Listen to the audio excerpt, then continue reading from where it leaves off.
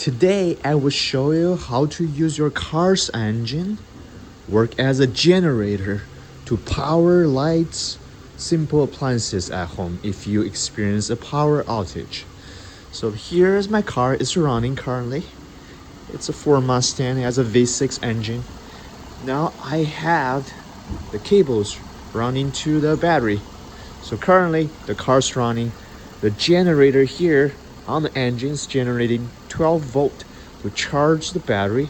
At the same time, it's powering my lights. I have a light here and I have a charger. It's charging my power 2 batteries. Also, I have a blow dryer here. And I'm going to show you how to use this inverter to convert your car to a generator for emergency use. All right, here I have this inverter I purchased 2 years ago. It's a 2500 watts pure sine wave inverter. I have an unboxing video. Check on the link below. This is the testing video. So I just have a jump cable. So those cables coming with the inverter. I have a jumper cable and connected to the inverter on one end. Another end goes to your car's battery's positive and negative terminals. Have your car running. I've been powering my lights, my charger for a while, and everything runs perfect. It's cold outside, so the fans are not even kicking. All right, now I'm gonna show you, do a demonstration. What's gonna happen if you power a little bit larger device, such as a blow dryer has more power, sometimes around 1000 or 1200 watts, to see if this can handle this load. So currently, I have this blow dryer hooked up to a watt meter, so this guy can tell me what is the amp it's drawing and what is the wattage it is consuming. The largest wattage so far, it's about 400 watts. And also I can monitor the kilowatt hour and the voltage. Currently this inverter is giving me 118 volt AC. So I'm getting that voltage from my car, my baby car. Love it. So let's see. I'm gonna turn my blow dryer to the low setting. I want to see how much amp it's drawing.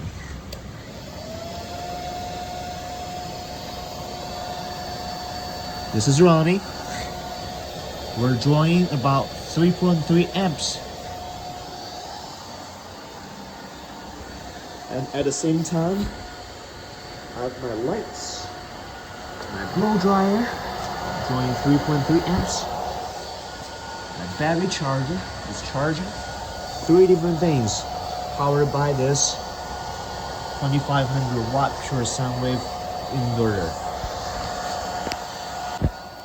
Cool. So no problem. It's been running for about 2 minutes. And when I turn on my blow dryer, I can hear the engine RPM change slightly because it's drawing more load and the engine needs to work harder to power the alternator. Let's get inside, take a look at what's the idle speed and battery voltage.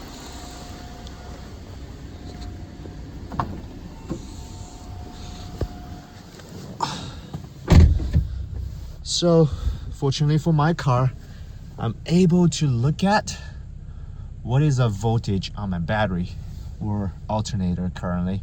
It's at 14.2 volt. Pretty healthy number. Let's take a look at the idle speed. So this is the normal idle speed, which is around 800 RPM, 700 RPM-ish.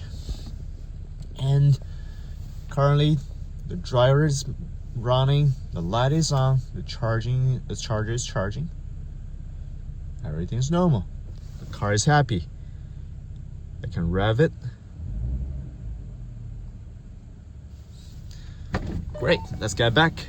Okay, now we're back here. Let's check what's the voltage. That's the wattage, the lowest wattage, the highest wattage,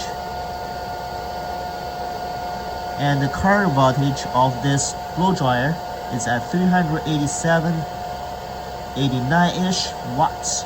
So it's at low setting again, so it has no problem to power anything that's around 400 watts. And voltage is around 116 volt AC, 3.3 amps. Okay, here, if I want to go to the high setting, let's turn it off. So if I go to high, you can hear it's gonna get louder.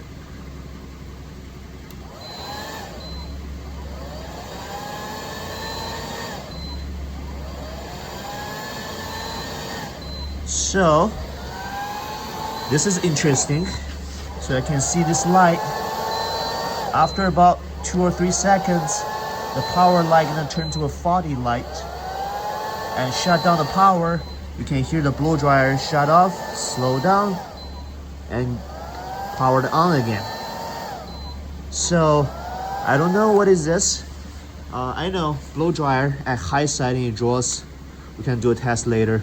Somewhere around 1,000 or 1,200 watts, and draws a lot of current at beginning. So not sure. It's still should be way under 2,500 watts. I don't know why it is not powering the blow dryer. All right, okay, I got this new toy that comes with this inverter. So it is pretty much a remote control, but with a very long wire. Supposedly you can put this in your garage or outside. You can run this through your home and control this inside. And there's a push buttons and status lights. So in an emergency situation, I imagine you only use this for emergency, right? You're not supposed to use for daily life. Maybe if you have a solar system. So you want to get a cup of coffee and have some lights. Let's see if this thing can do it. I have a water heater here. Let's turn this on.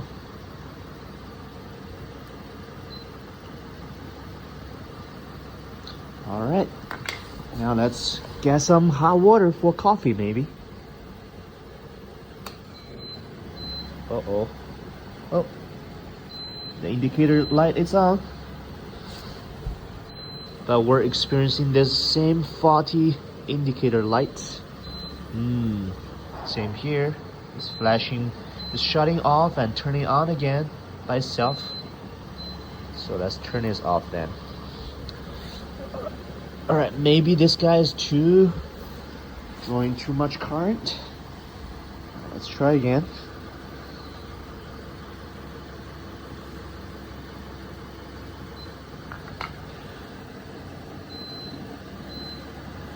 All right, there's another suspicion.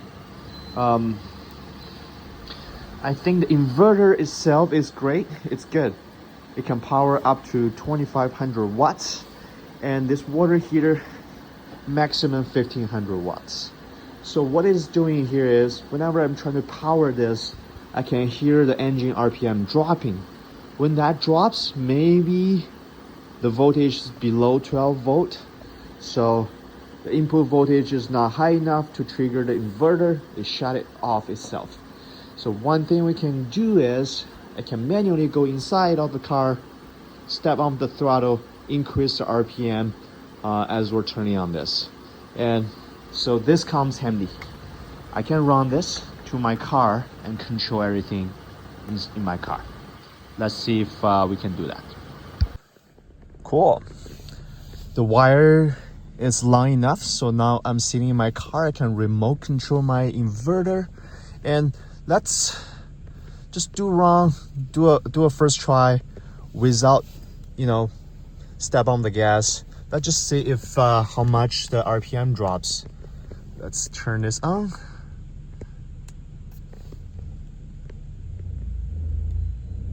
Yeah, do you see that? The RPM drops to 500 RPM. So let's turn it off. So now this confirmed, it's not about the inverter, it's about the car. It draws too much power, the RPM drops, voltage drops, it shut it off due to the low voltage protection. So this time, what I'm gonna do is I'm gonna step on my gas, increase my RPM as I'm turning on this. All right, I'm gonna maintain my RPM around 1,000, turn it down. It dropped, it tried to drop.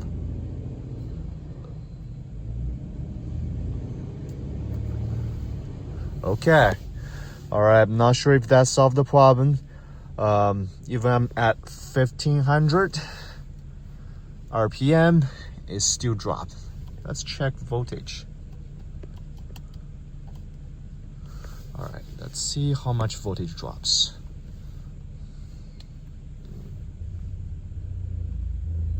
Okay, drop down to 12 volt. All right, let's do this then. Gonna keep this at 2,000 RPM.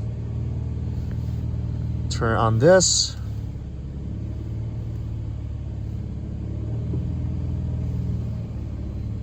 No faulty light. Oops.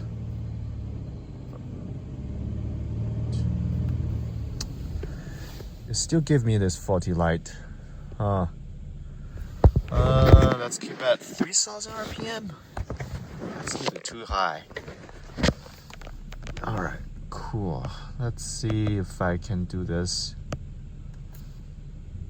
If I don't do anything, ER12.